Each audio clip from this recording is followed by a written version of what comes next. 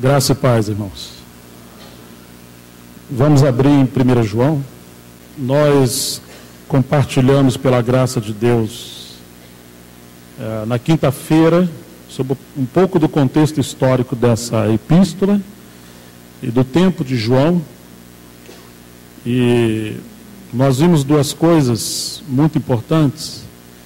Uma é que João representava já a terceira geração da igreja no final do primeiro século. E ali já estava o terceiro nível de oposição da parte do inimigo. Que o primeiro foi religioso, o segundo político, a perseguição da igreja, e agora era o espiritual. Uma declinação, uma obscuridade naquele período, e especialmente um misticismo e um desvio de ministérios. E essa é a parte mais sutil, porque alguns saíram do meio dos apóstolos e eles estavam pregando outras doutrinas que causavam não apenas divisões, mas práticas e conceitos errados. Todos os apóstolos já haviam morrido daquela escola dentre os 12, inclusive Paulo e Barnabé. E João era bem velhinho, quase 100 anos. E João certamente partiria. E agora João fala que, como eles ouviram que o anticristo viria, muitos se fizeram anticristo. E ele por isso sabia que já era a última hora. E agora João vai partir, e ele está vendo essa situação tão lastimável no final do primeiro século. Então a primeira carta, ela não é apenas uma correção, mas são conselhos, são princípios de como sobrevivermos ou vivermos como assembleia, testemunho do Senhor, de forma saudável no tempo do fim. Como perseverarmos diante do Senhor. Então vamos voltar aqui à primeira epístola e vamos tocar em alguns pontos, talvez relembrar alguns. O capítulo 1, em primeiro lugar, capítulo 1, verso 1. O que era desde o princípio. Eu queria ressaltar essa palavra princípio.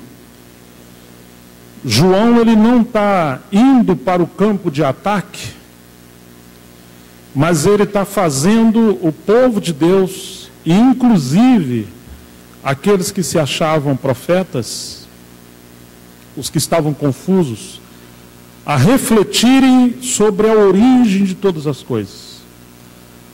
Tanto o princípio em relação à verdade de Deus e ao princípio da obra de Deus. Muitas coisas acontecem no meio do caminho. Muitas coisas aparecem no final.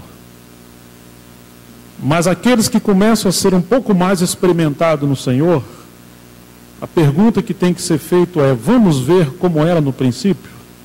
Ou da onde saiu isso? Qual foi a origem disso?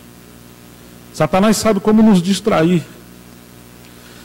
Vocês se lembram em Mateus 19, quando uma vez houve uma disputa dos fariseus e os escribas com Jesus? Eles vieram perguntar a Jesus se era lícito ao homem repudiar sua mulher por qualquer motivo. Estão lembrados disso?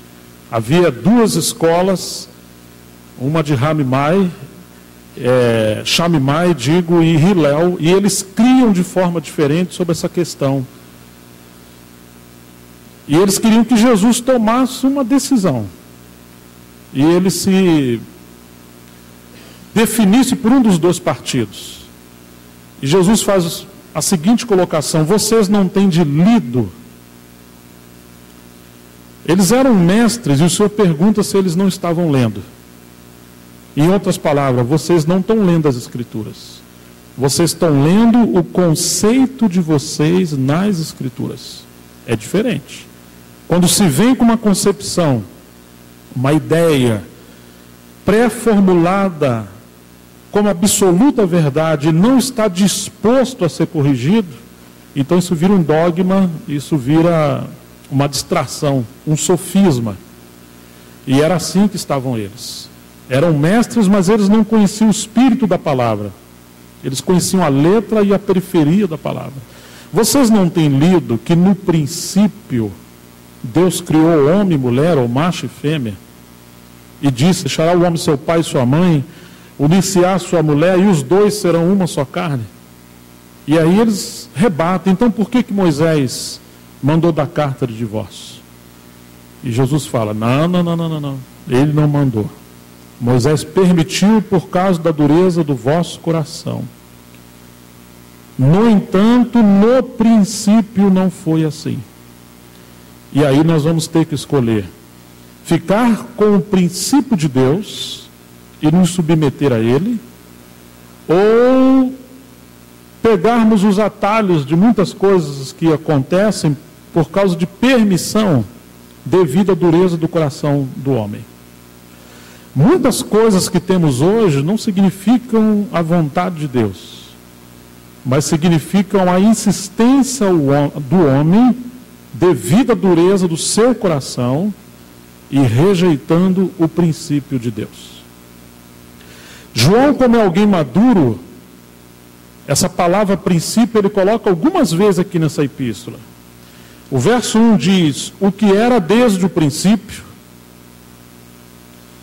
O capítulo 2, verso 7: amado, não vos escrevo mandamento novo, senão mandamento antigo, o qual desde o princípio, 2,7, tiveste. Este mandamento antigo é a palavra que ouviste. Ou seja, vocês querem uma coisa nova? Eu vou dar o que Deus falou desde o princípio. É uma coisa antiga, nós não temos que inovar nada. O capítulo 2, verso 15: filhinhos, eu vos escrevo porque os vossos pecados são perdoados por causa do seu nome. Pais, eu vos escrevo porque conheceis aquele que existe desde o princípio. 2,15, 2,13. Jovens, eu vos escrevo porque tendes vencido o maligno. Filhinhos, eu vos escrevi porque conheceis o Pai. Pais, eu vos escrevi porque conheceis aquele que existe desde o princípio. Jovens, eu vos escrevi porque sois fortes, e a palavra de Deus permanece em vós, e tendes vencido o maligno. Então nós vemos, irmãos, que ainda mais um versículo 3,11: porque a mensagem que ouviste desde o princípio é esta, que nos amemos uns aos outros. O inimigo é expert, como ele sabe jogar e como ele sabe apresentar inovações. Ele sabe que o homem tem desejo por coisas novas e como é fácil a gente se distrair. Naquele período, o testemunho do Senhor estava sendo bombardeado por inovações. E muitos irmãos tinham ido atrás de inovações, de novidades. E uma das formas que o apóstolo João está usando para costurar as redes do testemunho do Senhor no tempo do fim, é nos chamando a voltar ao que era desde o princípio. Ô irmãos, sempre que formos tratar de algo, sejam problemas, sejam questões doutrinárias, seja o que for, volte ao princípio. Veja a raiz da onde nasceram as coisas. E ali nós vamos poder discernir, à luz da palavra do Senhor, se essas coisas nasceram em Deus ou se elas nasceram do maligno no meio do caminho. Muitas coisas começaram bem no princípio, mas apareceu algo que gerou uma insatisfação, uma desconfiança, uma suspeita, e aquilo que era tão claro, e aquela comunhão que era tão pura, tão simples, tão viva, tão cheia de amor, ela começa a ser contaminada. Certa vez o irmão Watmani, nós sabemos que na China ocorreram perseguições, tribulações, irmãos morreram, foram perseguidos, a igreja sofreu oposição. Mas o irmão disse que nada mais destrói a vida da igreja do que a desconfiança, a maledicência, o semear contenda entre os irmãos. Se o inimigo não pode nos tirar da verdade, se ele não pode roubar a nossa devoção ao Senhor, ele vai querer semear coisas que contaminem. Mesmo que a gente permaneça, mas vamos permanecer de forma contaminados, até nos dividirmos lá na frente. Então, queridos, em primeiro lugar, precisamos voltar ao que era no princípio. E me chama a atenção que João mostra aqui 3 níveis de espiritualidade na Assembleia do Senhor. Ele fala de filhinhos, ele fala de jovens e ele fala de pais. A nossa tendência às vezes é querer classificar todo mundo numa estatura só. Quase sempre os filhinhos acham que já são jovens e os jovens acham que já são pais.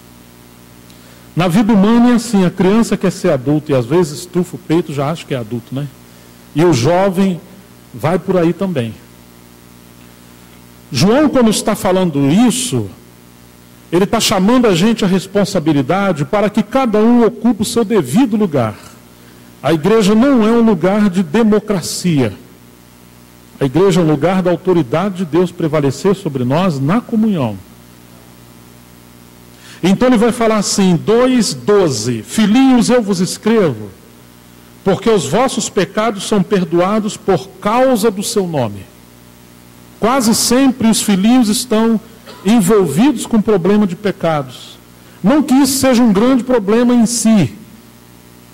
Assim como um bebezinho que é novinho, ele também está envolvido com imperfeições. Ele precisa de alguém para trocar a sua fralda, limpar o seu gorfo e dar mamadeira. Quando a mulher está lá no hospital dando à luz o filho e nasceu e vem a enfermeira avisar ao pai, quase sempre o pai faz algumas perguntas, né? É menino, ou melhor, é mulher ou é homem? É homem. Ah, e é perfeito? É perfeito. Depois ele lembra da mulher, né? A mulher está bem? Está bem. Mas assim, é homem e é perfeito. Daqui a pouco vem aquele homem perfeito lá de dentro, né? 1,85 m, olhos claros, andando, forte, sem problema nenhum. Não é assim que ele vem? O homem perfeito? Não. É um bebezinho enrolado e vai precisar de muitos cuidados, porque ele se suja ainda. À medida que ele se alimenta com leite materno, ele vai crescendo em estatura e graça. Então, irmãos, João está falando assim que, em outras palavras, um grande problema é que o inimigo semeia situações onde aqueles que são mais novos na fé não querem receber a ajuda dos mais velhos. Eles estão indo atrás de coisas novas. E foi assim que o gnosticismo entrou. O gnosticismo era aquela religião esotérica e ela apresentava experiências sobrenaturais de forma muito rápida, êxtases, mas não tinha um princípio na verdade.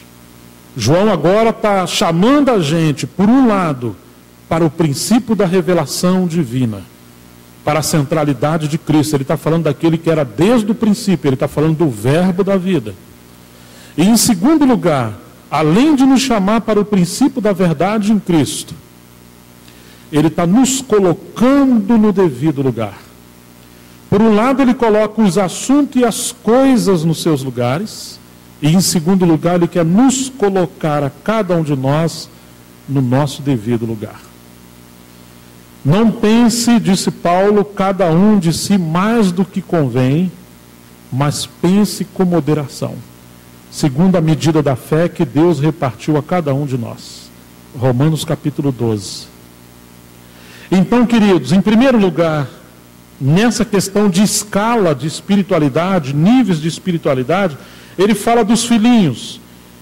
No 13 ele diz: pais, eu vos escrevo, porque conheceis aquele que existe desde o princípio. A responsabilidade maior recai sobre os mais velhos. A responsabilidade recai sobre aqueles que são pais espirituais. Quando a igreja está passando por situações de anormalidade, João está procurando saber o seguinte: quem são os pais espirituais entre vocês?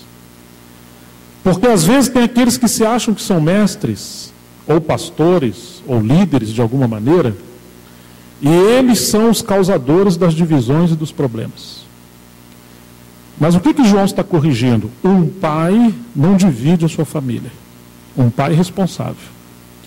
Um pai não se contenta em ver filhos do lado de fora. O pai não faz preferência por alguns filhos em detrimento de outros filhos. Um pai é aquele que dá a vida pela sua família. Quantos daqueles que acham que são mais maduros se tornaram pais espirituais? Pai é aquele que cuida, que alimenta, que é responsável, que zela pela casa, que guarda a casa do ladrão, que mantém a ordem. Esses são os pais. João não está falando aos presbíteros como aqueles que foram estabelecidos ou reconhecidos primeiramente. Mas ele quer saber o seguinte: sendo presbítero ou não, vocês são pais espirituais e são mães espirituais? Onde estão aqueles que vão cuidar dos irmãos?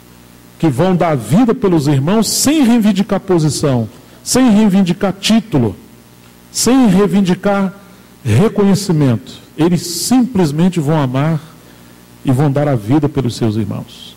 E às vezes tem pessoas mais novas que se tornam mais maduras do que os mais velhos. Depende do quanto a disciplina do Espírito vai operar na sua e na minha vida, do quanto a cruz operou em nós, do quanto nós conhecemos o Senhor. Você deve se lembrar quando o Senhor disse que dificilmente um rico seria salvo, que era mais fácil um camelo passar no buraco da agulha do que um rico se salvar. Imediatamente Pedro toma a palavra e fala assim: Senhor, e nós que largamos tudo, o que nós vamos ganhar?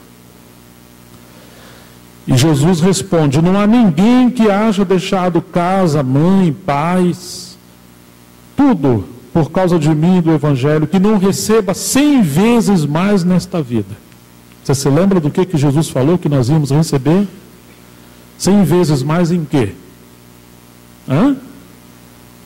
Pais, mães, irmãos, irmãs, casas, com tribulação e a vida eterna. Mas ele diz que seriam 100 vezes mais em pais, mães, e outras palavras. O que o Senhor espera que os mais novos recebam são paternidade espiritual dos mais velhos. As pessoas que recebem o Evangelho não estão atrás de um professor. Isso já tem na escola, na universidade. Não estão atrás de um prédio, de um templo, de uma religião, de uma liturgia. Tudo isso o mundo faz melhor do que nós. Mas espiritualidade verdadeira, amor entre os irmãos, dar a vida e, sobretudo, identidade de família, representar a paternidade espiritual, só no reino de Deus nós podemos ter isso. Você sabe que numa escola você coloca o seu filho, o professor dá aula, mas ele não tem nada a ver com o problema da sua criança. Terminou o horário dele, ele dá tchau, vai embora, e seu filho que se vire com seus pais. Ô irmãos, na igreja o Senhor espera que os mais velhos se tornem pais e mães dos irmãos. E as pessoas que creram no Evangelho possam ser abraçadas, recebidas. Abrimos o local de reunião, mas abrimos as nossas casas? Será que nós comemos juntos? Será que nós cuidamos de pessoas? Será que nos visitamos? Será que carregamos as cargas uns dos outros? Será que nos importamos uns pelos outros? João está costurando as redes que estavam rompidas, também procurando resgatar essa identidade de que a igreja é uma família. Amém, queridos? Ou esse amém de vocês não convence? Amém. Deus é amor, foi isso que João falou. E aquele que ama conhece a Deus. Como alguém diz que ama a Deus que não vê e não ama o seu irmão que vê? É isso que João fala. Ora, tendo alguém bens nesse mundo, vendo seu irmão passar por necessidade, e lhe fechar as entranhas, como estará nele o amor de Deus? Ou seja, o Senhor espera que realmente possamos nos amar uns aos outros. E agora ele está dizendo que os pais são aqueles que conhecem aquele que existe desde o princípio. Verso 13, jovens, eu vos escrevo porque tendes vencido o maligno. Filhinhos, eu vos escrevi porque conheceis o Pai. Conheceu o Pai no sentido de paternidade, mas não no sentido de maturidade, de responsabilidade. Quando alguém é uma criança, tudo na casa gira em torno dele. Pinta-se o quartinho dele, é bercinho, os assuntos. O marido perde até o seu lugar de direito. Tudo gira em torno da criança. Ela rouba a atenção de todo mundo. No começo isso é normal. O problema é quando a criança está crescendo e os pais continuam a tratar as crianças como se fossem ainda nenenzinhos. Às vezes já são os bezerrão e a mãe quer ainda amamentar e carregar no colo há muito tempo. Ou irmãos, na igreja também é assim. Todos aqueles que querem que a igreja gire em torno deles, às vezes querem mudar a vida da igreja porque eles não estão satisfeitos. O que isso significa? Que são crianças. E você não pode dar ferramenta na mão de crianças, que elas vão destruir a casa. Você não dá a chave do carro na mão de uma criança. A prova de que nós somos crianças, irmãos, é que nós queremos que tudo gire em torno de nós, nós reclamamos o tempo todo. Nós queremos melhores coisas, nós forçamos uma barra com as pessoas, com os irmãos, para que as coisas sejam feitas da maneira que a gente quer que sejam feitas. Mas um pai e um filho mais velho, um filho mais maduro, é aquele que além de se alimentar, dormir, etc., ele passa a trabalhar. E ele passa a ter responsabilidade com a casa para manter a casa em ordem. Um grande problema que nós temos hoje é que nós temos muitas crianças e poucos pais espirituais, poucas mães, que a Bíblia diz que as mulheres mais velhas deveriam ser mestras do bem, para ensinar as mais novas a amar os seus maridos e no lugar de serem boas empresárias ou executivas, que elas fossem boas donas de casa, amassem seus filhos, cuidassem do seu esposo, do seu lar. Não tem problema trabalhar fora, mas a primeira responsabilidade é a família. E se há harmonia no lar, então pode-se dar um segundo passo, se assim o Senhor der paz. Mas quantas das vezes os nossos lares estão desestruturados? E a igreja também está desestruturada, porque nós estamos perdendo valores. Então, querido, João vem costurando a rede, também procurando resgatar valores de família. E que a igreja é uma família. Nós realmente devemos zelar para não perdermos a identidade da igreja como família. Possamos realmente cuidar uns dos outros. Então ele estabelece aqui essa noção e nos traz essa luz de que na igreja existem distintos níveis de espiritualidade. Os pais e as mães, os jovens e os filhinhos. Quando ele fala dos jovens, ele diz que eles venceram o maligno, mas agora no 14 ele fala: filhinhos, eu vos escrevi porque conheceis o Pai. Pai, eu vos escrevi porque conheceis aquele que existe desde o princípio. Jovens, eu vos escrevi porque sois fortes, e a palavra de Deus permanece em vós, e tendes vencido o maligno. Deus espera que os jovens, tanto na fé, mas também jovens na idade, se dediquem às coisas do Senhor e sejam fortes, não fracos. Não permitir o mundo nos arrastar. Quando ele fala vencer o maligno, logo em seguida no 15, ele fala: não ameis o mundo, porque o mundo jaz no maligno. Ninguém pode ser amigo de Deus e amar o mundo. Tiago fala que nos constituímos em inimigo de Deus. Então ele está nos chamando a voltar ao que era desde o princípio. E uma outra coisa, irmãos, o capítulo 2, verso 18, quando João fala que já era a última hora e como ouviram que o anticristo viria, e agora muitos se tornaram anticristos.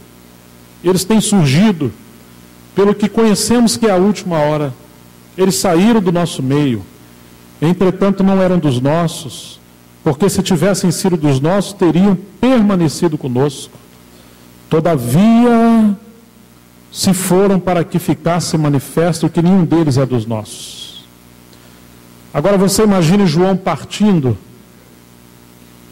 e além de todos esses problemas, João está dizendo que alguns que estavam entre eles se tornaram anticristo, passaram a trabalhar no espírito de anticristo. Ô irmãos, imagine se nós estivéssemos lá no primeiro século. Falar, João, peraí, vive mais uns 100 anos.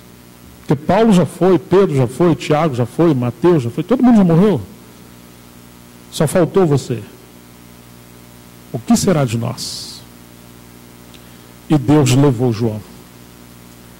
Ainda que ele honrou a sua obra, dando encargo a outros irmãos. Mas João partiu. E João vai falar o seguinte, verso 20. E vós possuís a unção que vem do santo, e todos tendes conhecimento. Em outras palavras, irmãos, Deus também nos cura da fixação.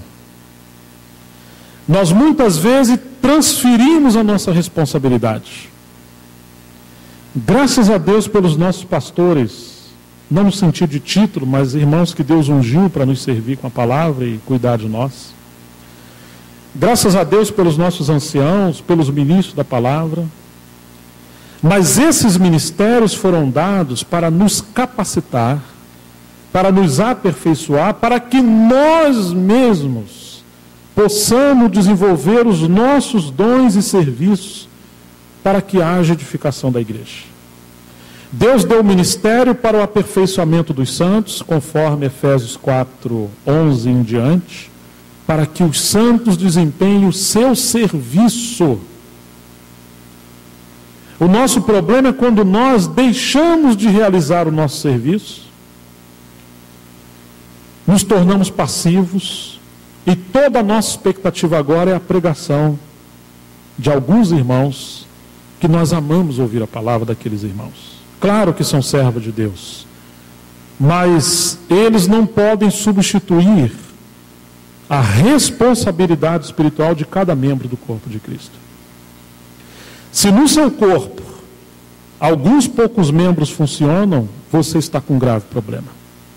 Isso é uma paralisia, uma anomalia, alguma coisa está errada. Você só está saudável quando todos os membros do seu corpo físico estão funcionando. Então, queridos, uma das coisas que o Senhor precisa trabalhar conosco é a restauração de consciência da unção que habita em nós como igreja, como corpo de Cristo. Então ele está dizendo assim, e a unção que vós possuís do santo está em vocês, e todos têm de conhecimento, ou seja, temos que exercitar o conhecimento espiritual para podermos discernir o que vem de Deus e o que não vem de Deus. Isso não significa que não precisamos de ministérios, mas isso significa que os ministérios precisam nos ajudar à maturidade cristã, a atingir maturidade cristã. Lembra quando você vai comer algo, e mesmo que a pessoa fale, pode comer esse macarrão que está fresquinho, ou essa coxinha, saiu agora. E aí quando você vai comer, o seu organismo, o seu paladar fala, ó, deve ser de ontem, anteontem, talvez até de manhã, mas fresquinho não está não, está passado. O seu paladar fala que já estragou, o ponto já passou, está azedo, ainda mais que esse calor aí. E aí o que você vai fazer? Você vai agradar a pessoa que está do lado de fora mandando você comer, ou você vai respeitar as leis do seu organismo? Se você comer, você vai manter politicamente uma amizade com aquela pessoa. Mas você será hipócrita e vai causar um grande dano a você. Você vai fazer mal ao seu fígado, vai dar dor de cabeça e provavelmente você vai ter que vomitar isso aí que você comeu. Isso é o seu paladar. A informação diz que está boa, mas o seu paladar está dizendo que está ruim. Ontem nós fomos comer uma pamonha ali com Vanderlei, Simone, Humberto, e estava muito bom. E aí serviram as pamonhas lá para a gente e eu comi. Mas não gostei muito a primeira. E aí o Vanderlei viu, não sei se eu dei um pedaço lá para ele, minha esposa, ele chamou lá o cara, lá falou, esse negócio deve ser de ontem, que ferveram aí, esquentaram esse negócio aí, não é de hoje não. Ele brigou lá com o cara umas 3 vezes. Tadinho do rapaz. Mas é verdade, nós estamos pagando, né? Simone deu lá, acho que uma cotovelada nele, mas não teve jeito. E aí ele trouxe uma fresquinha, que diferença. Eu comi ela inteira. Mas a primeira desceu meio empurrada. Mas é isso que é o paladar. Agora leva isso, irmãos, para o mundo espiritual. João está indo embora. Ele não vai ficar ali. Mas quem que ia ficar? O Espírito Santo ia ficar. A unção ia ficar. E nós precisamos nos lembrar que o Supremo Pastor, que deu pastores à igreja, ele habita dentro de nós. Ele não nos desampara. Ele não nos deixa órfãos. Ele levanta pastores para representá-lo, mas é Ele que está dentro de nós como pastor, que testifica a sua voz, falando conosco através dos pastores, através da palavra, através de qualquer circunstância. Mas nós precisamos amadurecer. Amém, queridos? O grande problema, irmãos, é quando a gente perde essa percepção do sumo pastor que é Jesus e da unção. E nós passamos a ter preferências ministeriais. Se o Senhor traz outras pessoas, fala assim, mas não é a mesma coisa. Não é como aquele. E sabe o que nós estamos fazendo? Matando novos ministérios que o Senhor está levantando. E ferindo o mesmo pastor que está dentro dos mais velhos e está dentro dos mais novos. Isso é carnalidade. Não temos que ter fixação. Temos que ter discernimento espiritual. A seara é grande, são poucos trabalhadores. E nós devemos orar para que o Senhor envie mais trabalhadores. Amém, queridos? Muitos mais. Possa levantar muitos mais. Você imagina uma mulher que tem 3 filhos, 4 filhos. Você vai ficar grávida lá e vir mais uns 3 gêmeos. Coitada. Não tem como, irmãos. Agora imagina a igreja cheia de criança, cheia de problema. Nós precisamos de muitos mais irmãos e irmãs também, com esse espírito paternal e maternal, pastoral, não para querer o governo da igreja, mas para querer amar e servir e cuidar dos irmãos.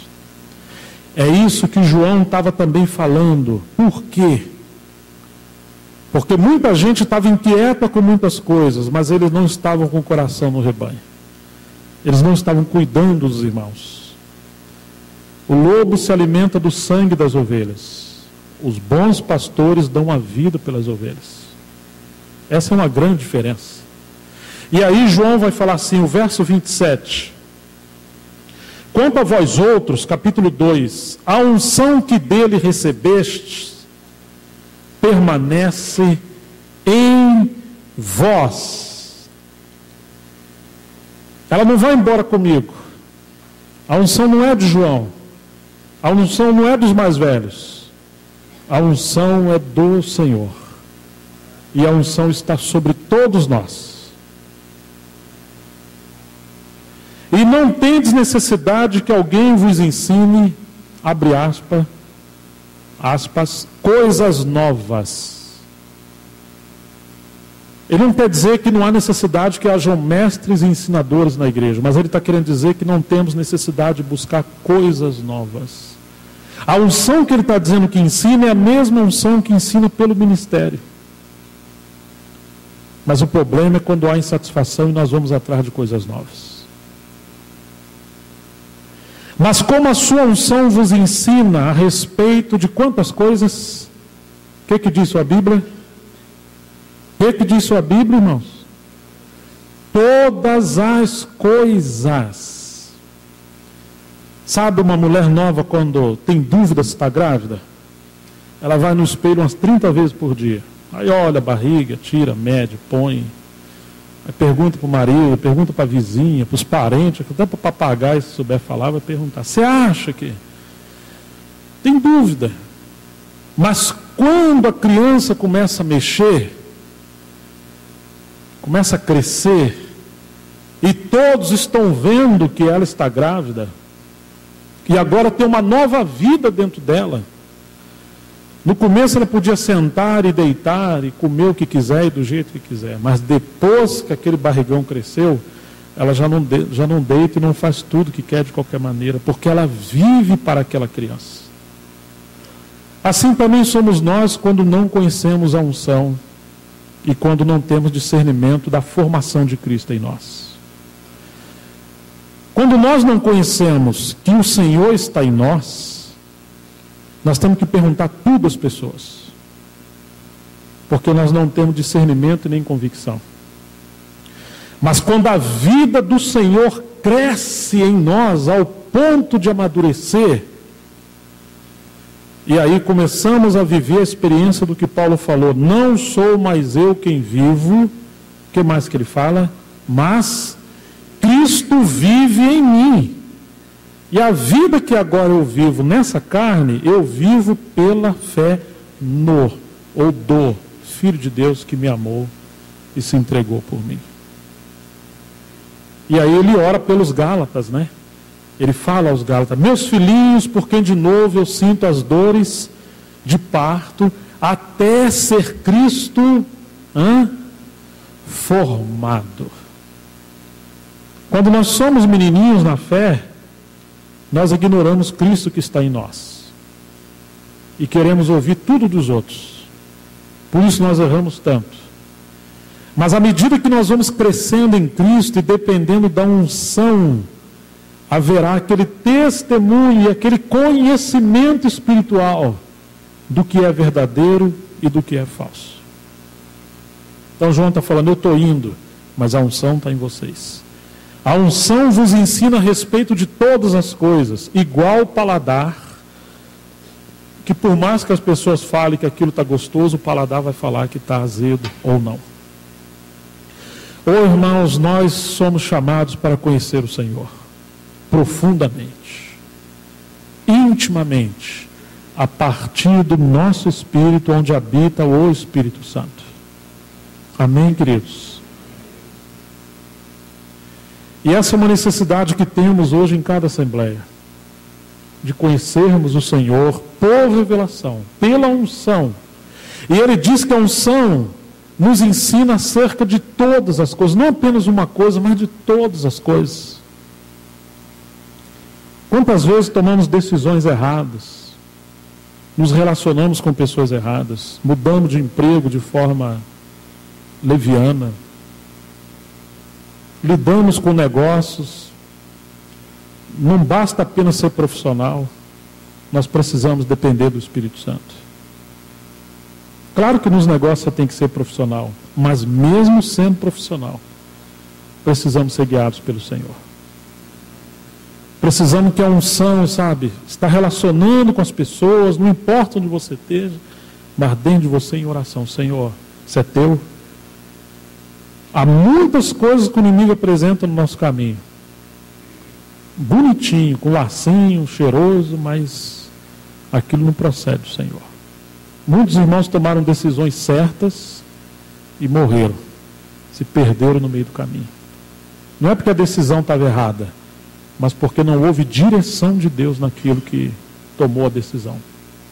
Certa vez um irmão ia comprar um caminhão de primeira linha lá no Rio de Janeiro, juntou muito dinheiro, um rapaz muito trabalhador, e ele achou um caminhão num preço assim que falou: é esse negócio. Hoje eram uns 150 mil para frente. E o negócio já estava praticamente fechado. Só não assinou documento, não fez dinheiro, não passou dinheiro. Ele chegou numa reunião de oração e falou: irmãos, eu estou fechando um negócio hoje, eu orei ao Senhor por tanto tempo, mas ainda assim eu quero submeter isso aos irmãos para orarem por mim, porque eu não quero errar. Honestamente, o melhor negócio que eu estou fazendo é esse. Os irmãos pegarem, Senhor, está aqui o teu servo, o teu filho, e orou. Quando os irmãos estavam orando, uma irmã teve uma visão. Ela viu a polícia prendendo a pessoa que estava vendendo o caminhão para ele. E ela falou isso para ele. Ele foi investigar e chamou um pessoal mais perito na questão e se aproximou do negócio e foram investigar, irmãos. O caminhão era fraudado, era uma placa falsa, duplicada. Aquele caminhão era roubado. Mas tinha gente, acho que do Detran envolvido, tinha um bocado de gente envolvida. Tudo estava certinho. Até que Deus trouxe o discernimento que aquilo ali era uma coisa errada. Ô irmãos, quantas vezes nós nos envolvemos com coisas erradas achando que é do Senhor? Não faz muito tempo eu ouvi uma irmã dizendo o seguinte: Gerson, essa irmã começou a caminhar numa cidade que eu ajudava, sempre estava lá, e ela sofria uns quase 30 anos com seu marido. Seu marido incrédulo, traía, era bravo com ela, já teve até violência. Eu falei: irmã, por que você não usa os seus direitos? Assim. Falou: vou te contar uma coisa. Eu era muito jovem, muito bonita, e não tive paciência de esperar no Senhor. E um dia eu ouvi alguém dizer que Deus mandaria um jovem na minha casa, uma profecia lá, um conselho de alguém, e esse jovem era Deus que enviou, que era para eu receber. Aí um dia foi um jovem lá na casa dela, mas bonito, hein? Não é igual eu não, eu sou bonito, mas o cara era muito mais bonito que eu. Aí ela nem quis saber de conselho de ninguém, irmãos. Ela abriu o coração, recebeu com ações de graça, começou o relacionamento, casou em pouco tempo. Ele era praticamente um ateu. Ela apanhou dele algumas vezes. E ela falou: eu pequei contra o Senhor. Eu não honrei meus pais. Mas ela tinha certeza que aquilo era de Deus. As circunstâncias todas diziam que era de Deus. Ela só não consultou o Senhor, nem ouviu o conselho de ninguém. Mas interiormente havia uma angústia, uma desaprovação. Mas isso aí, para quem está apaixonado, meu filho, isso aí ela rompe de todo jeito. E nós passamos a orar por essa pessoa, por essa irmã, tomar a causa dela. Esse homem teve um infarto dentro do motel com uma outra mulher.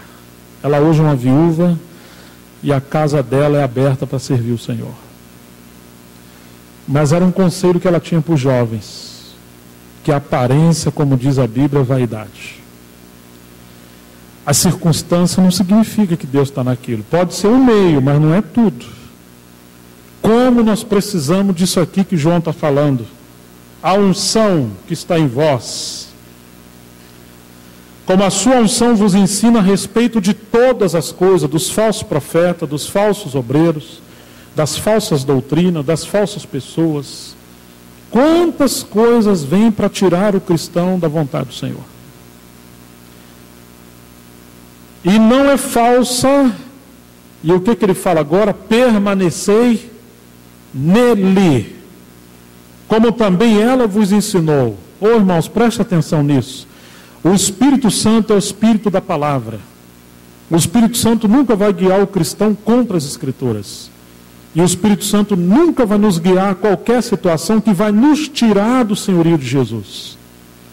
Nunca vai provocar divisão no meio dos irmãos. A unção nos leva a permanecer em Cristo, não seguir inovações, não seguir novidades. E ele segue dizendo: filhinhos, pois permanecei aonde? Nele. João está partindo, mas está falando: vocês têm que permanecer no Senhor.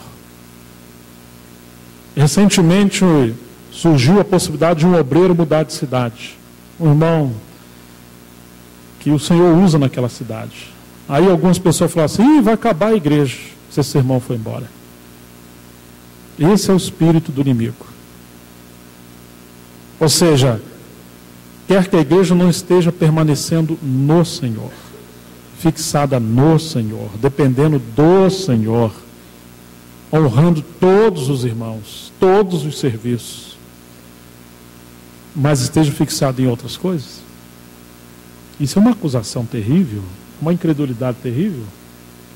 Permanecei nele, para que quando ele se manifestar, tenhamos confiança e dele não nos afastemos envergonhados na sua vinda. Se sabeis que ele é justo, reconhecei também que todo aquele que pratica justiça é nascido de Deus. Então, irmãos, um outro elemento que João apresenta para nós como conselho e princípio chama-se a unção. Mas não é a unção de um membro, é a unção da cabeça que está no corpo de Cristo. E, infelizmente, às vezes a gente tem que passar por algumas situações em algumas assembleias, como é difícil lidar. Eu me lembro quando eu era bem jovem, um irmão discordou da assembleia, discordou dos presbíteros, e um dia ele veio conversar comigo, e para ele todo mundo estava errado. E até fazia algum sentido as coisas que ele estava falando. Mas eu fiz a seguinte pergunta: irmão, você crê que a igreja é o corpo de Cristo? Ah, claro, eu preguei isso a vida inteira. Você crê que o Espírito Santo habita na igreja? Também creio. Você crê que o Senhor é o cabeça da igreja? Creio também. E você crê que a igreja da qual Cristo é cabeça, habita o Espírito Santo, esteja totalmente errada e só você esteja certo? Aí ele parou. Eu não tinha pensado por aí. Mas enfim, ele creu que todo mundo estava errado. Só ele estava certo. Isso é obsessão, irmãos. Porque não havia erro doutrinário na Assembleia, não havia erro de disciplina no tocante à vida moral. O que havia era alguns desacordos no tocante à liderança, ou à administração, ou pastoral.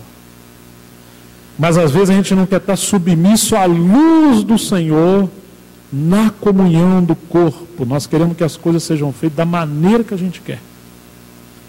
Se aquilo que estou vendo pertence ao Senhor, e é Ele que está fazendo, isso não vai nos apartar dos irmãos. E no tempo de Deus o Senhor trará a luz. Mas nós temos que estar abertos, que podemos estar equivocados com aquilo que nós achamos que é luz. Vamos ao capítulo 1 novamente. Ainda temos alguns minutinhos. Verso 5 do capítulo 1. Ora, a mensagem que da parte dele temos ouvido e vos anunciamos é esta, 1:5. Você pensa que João vai falar de uma coisa escatológica? Não. João quer nos trazer de volta à essência. E o que João vai falar? Que Deus é luz e não há nele treva nenhuma. Se dissermos que mantemos comunhão com ele e andarmos nas trevas, mentimos e não praticamos a verdade. Espera aí, João. Muito forte. É possível alguém falar que mantém comunhão com Deus e, no entanto, ele está andando nas trevas? João está dizendo que sim. O fato de você acreditar que está andando com Deus, que está ouvindo Deus e que tem comunhão com Deus, não é suficiente para te proteger ao ponto de que você esteja realmente andando com Deus. Então como que nós vamos saber se estamos andando nas trevas ou se estamos andando na luz? Porque o que João está combatendo é o gnosticismo. Aqueles que se achavam superiores aos irmãos, aos demais, eles achavam que eles estão andando com Deus e os demais não. Por isso vocês têm que parar de seguir os outros, você tem que seguir a nós. Porque nós somos mais maduros, nós somos mais elevados, temos mais experiência. É isso que João está combatendo. E João diz assim: se porém andarmos na luz como ele está. na luz. O que vai acontecer? Mantemos comunhão uns com os outros. Essa é a prova de que estamos andando na luz. Se a luz que eu falo que tenho me dá a sensação de que eu sou mais superior que meus irmãos, isso é trevas. O Senhor diz que nós devemos nos considerar uns aos outros superiores a nós, e o outro em conta.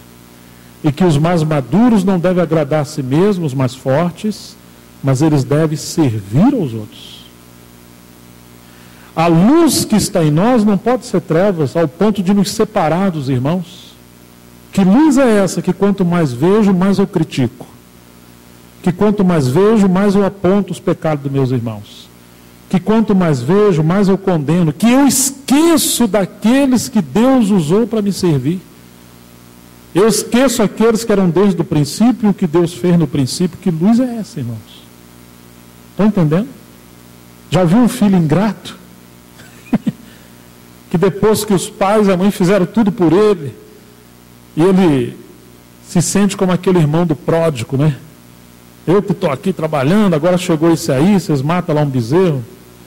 Ou seja, ele não desfruta, ele acusa, ele está amargurado. Irmão, se essa é a luz que nós achamos que temos, isso é treva, isso não é luz. João não está entrando no terreno se está certo ou está errado. João está entrando na questão de raiz e de efeito.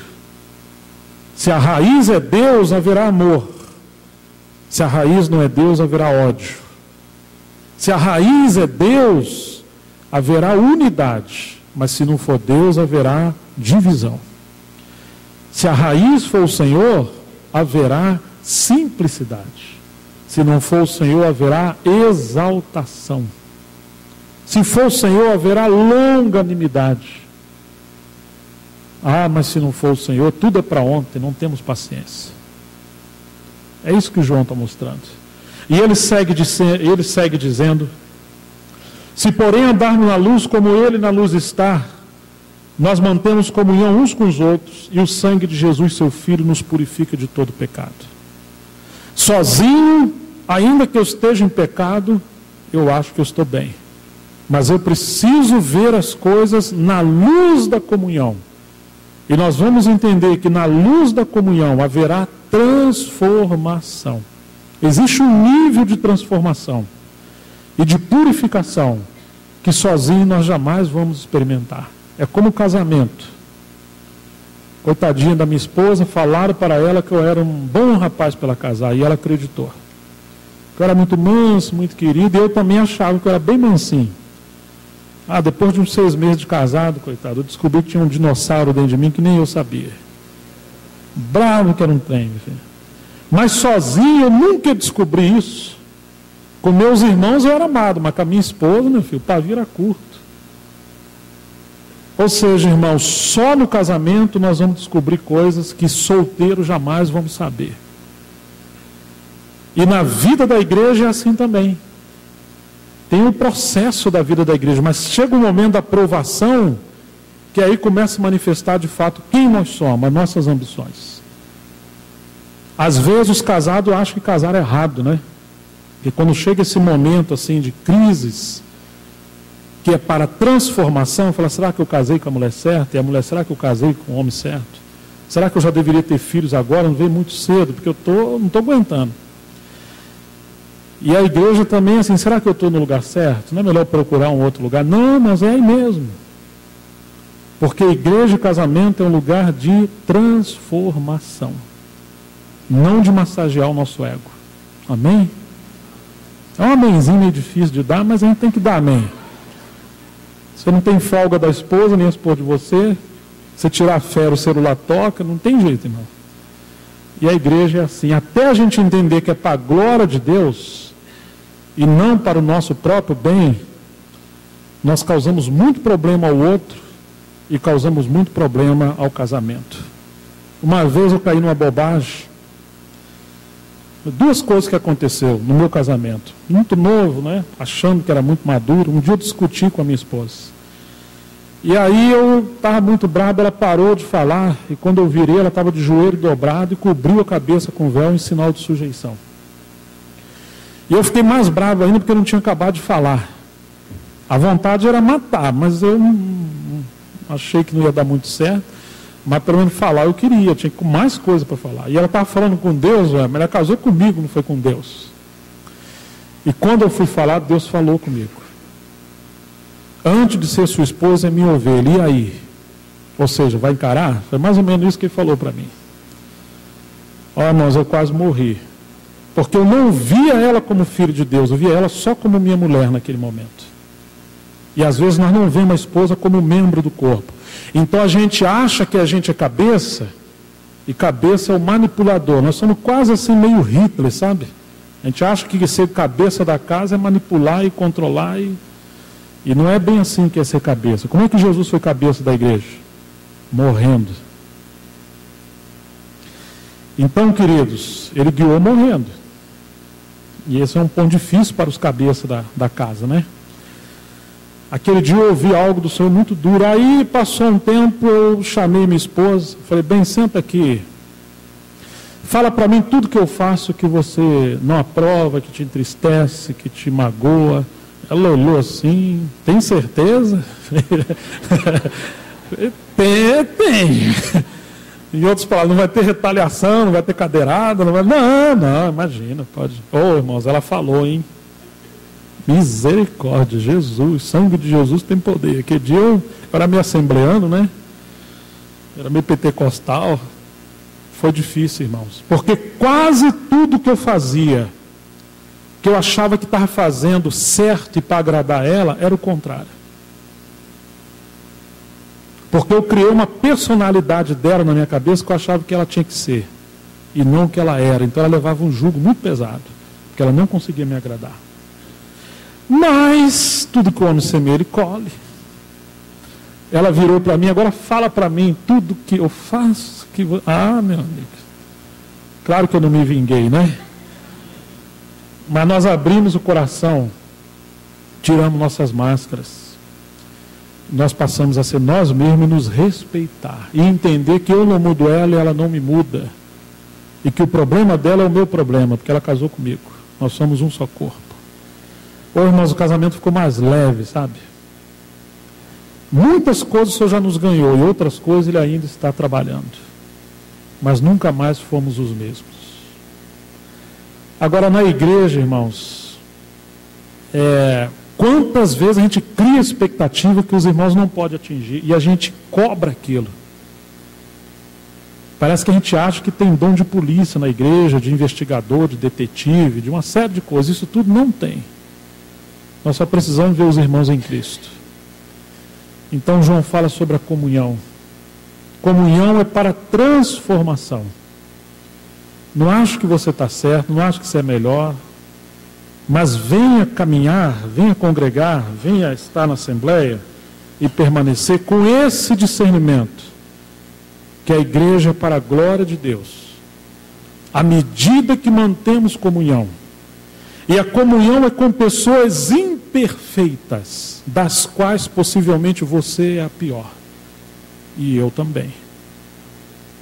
E se no dia que a gente achar uma igreja boa e adequada, coitado da igreja, porque nós chegamos lá. Estão entendendo, irmãos? Ou seja, irmãos, temos que ter esse coração de que igreja é a casa de Deus, para a glória de Deus, e isso só será possível se formos transformados à medida que a disciplina do Espírito Santo, que a cruz de Cristo operar em nós coletivamente. Graças a Deus pelas reuniões, pelo louvor, por tudo isso. Mas muito mais do que isso, é andarmos juntos para sermos transformados, até que Cristo seja tudo em todos. Então, eu vou terminar aqui. Cada um de nós somos um grão de trigo, que estão buscando aí crescimento, espiritualidade. Isso é muito bom. Mas sabe o que o Senhor quer de nós? Uma só massa. Foi isso que Paulo falou aos Coríntios. Então, às vezes, você vai pegar a gente, vocês sabem o que é um pilão, não sabe? Vai colocar a gente dentro de um pilão, aí vai pegar aquele socador, né? E começa a socar. As mãos que estão furadas pela cruz, as mãos de amor, é a mesma que nos disciplina juntos. Depois ele pega aqueles grãos partidos, põe numa peneira, e ele sopra e joga para o alto, para o vento levar a nossa casca. A casca tem que ir embora. Nossas aparências, que somos bonzinhos, mais espiritual, mais santo, cheio de opinião, o Senhor vai mostrando que não é nada disso. Ele joga de novo, até quebrar, irmãos, nos fazer pó, igual farinha de trigo. E aí ele vai fazer uma massa com azeite. E depois, o final disso é aquilo que Paulo falou: Cristo em vós é a esperança da glória. Ele quer que sejamos uma só massa. Não muitos irmãos cheios de achômetros, mas uma massa que é Cristo em nós. Hoje nós vamos celebrar aqui, vamos partir o pão, mas temos que nos lembrar disso, que somos um só corpo em Cristo. Queridos, vamos orar, né? Mas lembre-se de João, ele está costurando redes. E ele costura nos levando ao princípio, de volta ao princípio, que é Cristo. Ele costura nos trazendo revelação de que somos família. João costura mostrando que existem diferentes níveis de espiritualidade. E cada um deve ter humildade para ser o que você é no corpo. Ele costura mostrando que a unção está em nós. Temos que respeitar a reprovação e a aprovação, a disciplina. Temos que amar o Senhor. Ele costura pela comunhão, irmãos. Que o Senhor nos ajude para que de fato sejamos essa casa de amor.